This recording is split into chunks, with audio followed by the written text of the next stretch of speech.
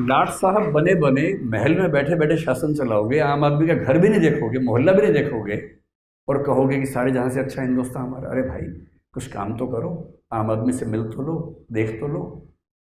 और उस समय के कलेक्टर क्या करते थे, आईएएस अधिकारी बहुत सारे, फाइलों में अच्छी अच्छी बातें, यहाँ गए बांध बन गया है जो बना ही नहीं, खेतों में हरियाली है जो है ही नहीं, सब फाइलों में चल रहा है।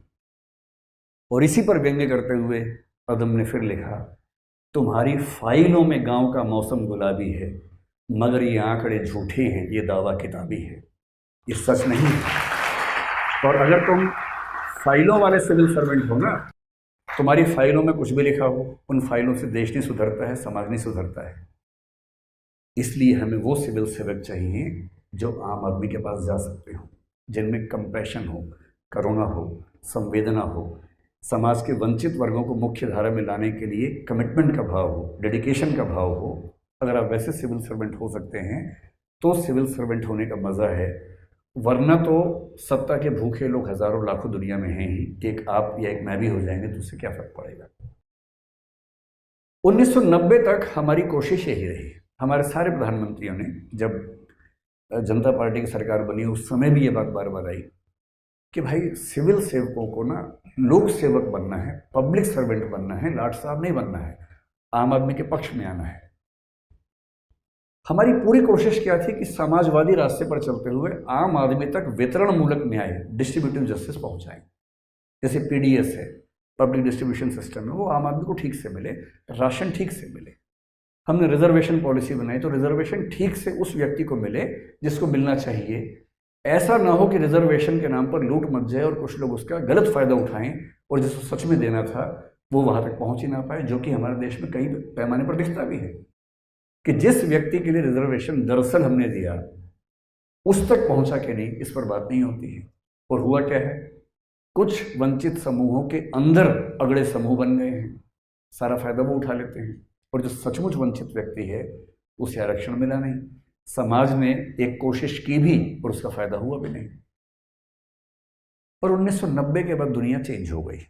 आप सब लोग मेरे ख्याल से 21वीं सदी के लोग हैं, 2000 के बाद पैदा हुए होंगे। 1990 में आकर एक बड़ा परिवर्तन आया जहां से सिविल सर्विसेज की भूमिका में भी बदलाव दिखना शुरू हुआ।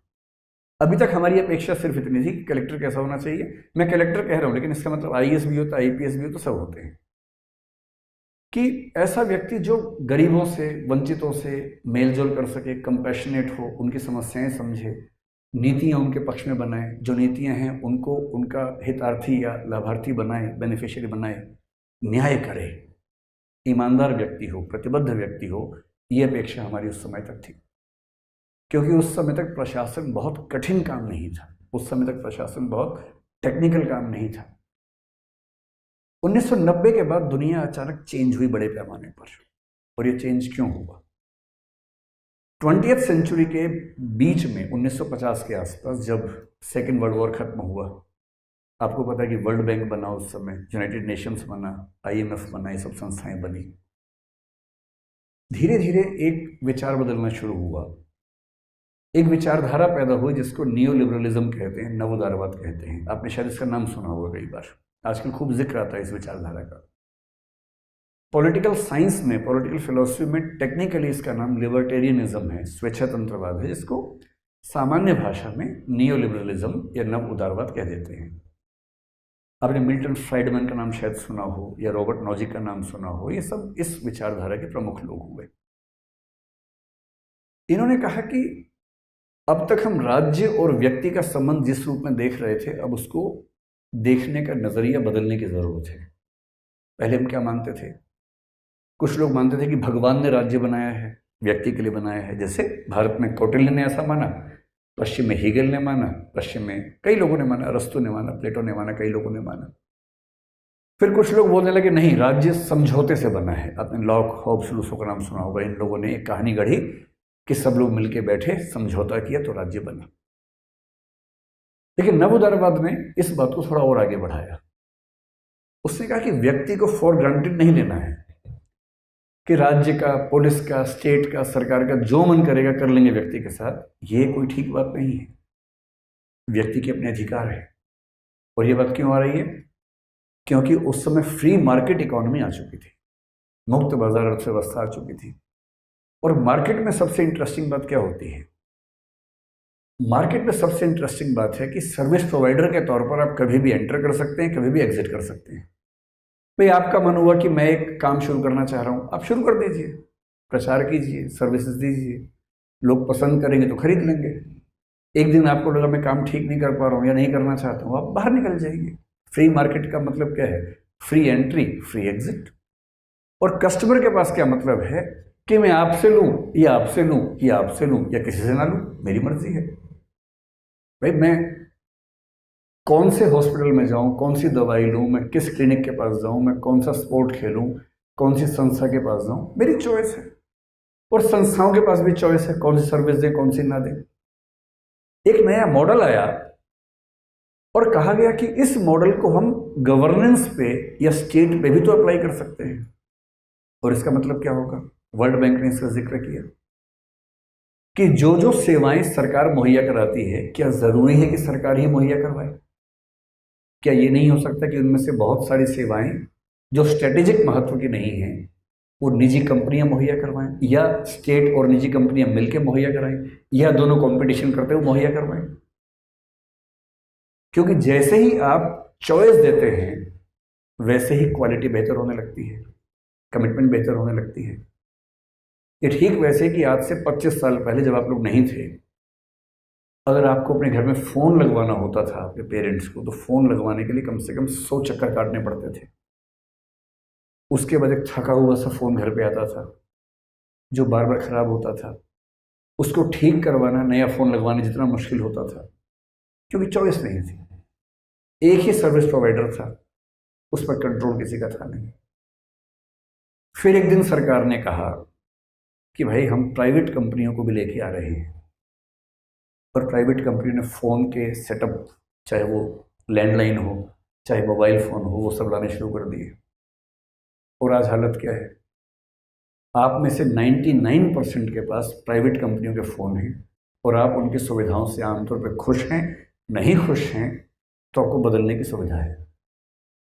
आप अपना नंबर बनाए रखते हुए प्रोवाइडर को चेंज कर सकते हैं। और जैसे ही आप उनको मैसेज करते हैं कि मैं नंबर प्रोवाइडर चेंज करना चाह रहा हूँ, नंबर सेम रखते हुए, वो 50 बार आपको फ़ोन करके माफ़ी मांगते हैं आपसे। आप एक बार हल्का सा भाव दिखाइए उनको, सिर्फ वो घुटनों के बल पे आ जाएंगे आपसे माफ़ी मांगने के लिए, और आपको इतना रिझाएंगे कि किसी तरह से हमारे पास बना रहे।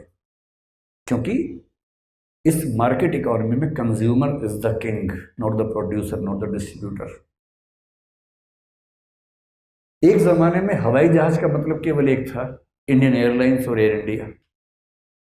फ्लाइट बुक करनी है, फ्लाइट्स कम हैं, आप फ्लाइट में जाएंगे तो बिहेवियर ऐसा हो सकता है कि आप किसी से कहेंगे पानी पिला दो और वो घूरते हुए आपको देख के बोले क्यों पानी पिएगा भाई, घर से नहीं पी के आ सकते थे। क्योंकि चॉइस नहीं है, आपको जाना है, गालियाँ खानी है और यात्रा करनी है। अब चॉइस है, 10 तरह की एयरलाइंस हैं, रेट का कंपटीशन चल रहा है, आपने अपनी सुविधा से रेट चुना और फिर वहाँ जाने के बाद आपने कहा थोड़ा ज़्यादा स्पेस वाली सीट चाहिए, 500 रुपये दिया, आगे जाके बैठ गए, सब सुविधाएं हैं। और जहाँ किसी ने गलत किया, ट्वीट किया कि मैं इस एयरप्लेन से आया, इसमें मैं सब गलत बर्ताव किया गया, उसके मालिक घुटनों के बल पे आके आपसे माफ़ी मांगे ट्विटर पे ही। कितनी धौंस है हम लोगों की आजकल। ये किसी ज़माने में नहीं थी। आज से 25-30 साल पहले जब राज्य का एकाधिकार था सेवाओं पर, ऐसी धौंस किसी की नहीं थी, बड़ी हालत खराब होती थी। और जब प्राइवेट सेक्टर ने वेस्ट में ये सब करना शुरू किया तो एक मॉडल आया कि जब प्राइवेट सेक्टर अच्छी सर्विसेज दे सकता है तो सरकार क्यों नहीं दे सकती भाई?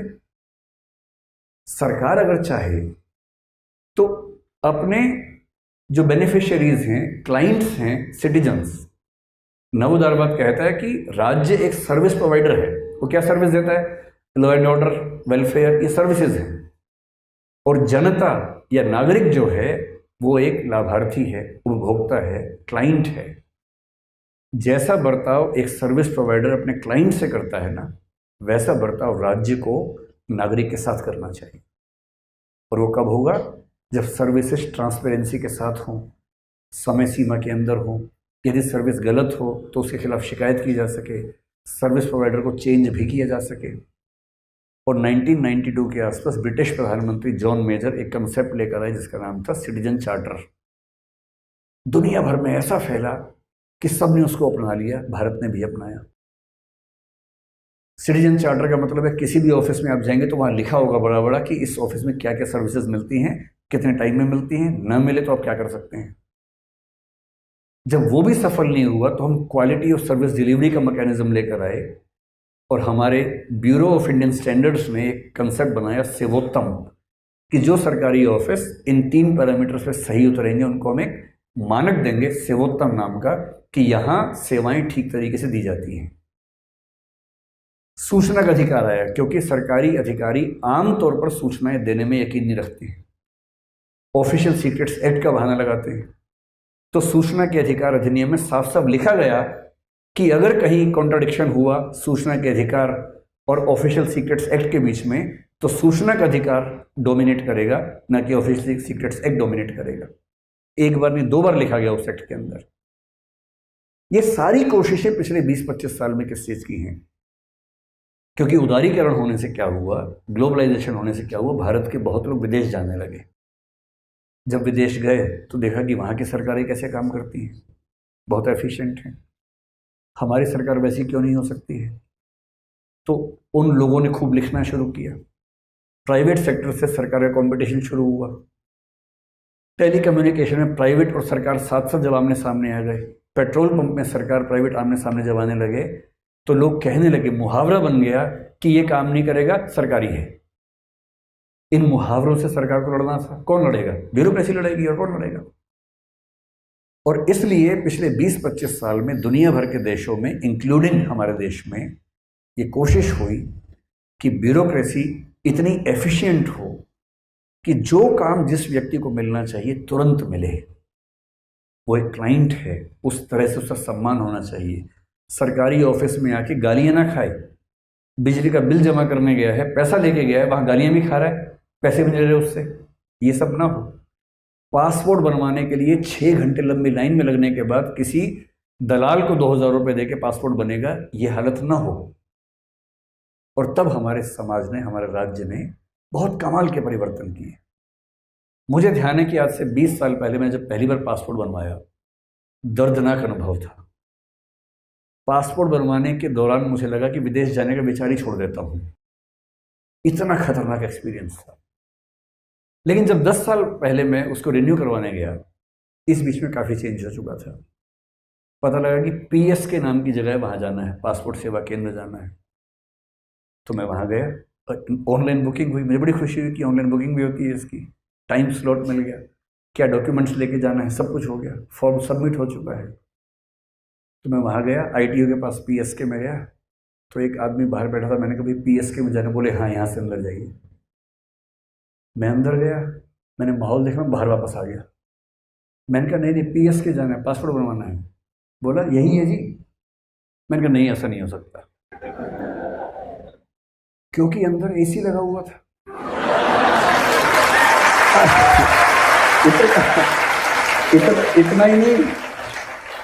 इतना ही नहीं, वहां कुछ लोग अच्छे तरीके से बात कर रहे थे। मैंने कहा ना, ये नहीं हो सकता भाई। फिर जब उस व्यक्ति ने 3-4 बार कहा, बोला सर कईयों को डाउट होता है, लेकिन सच में यही बनता है, आप जाइए अंदर।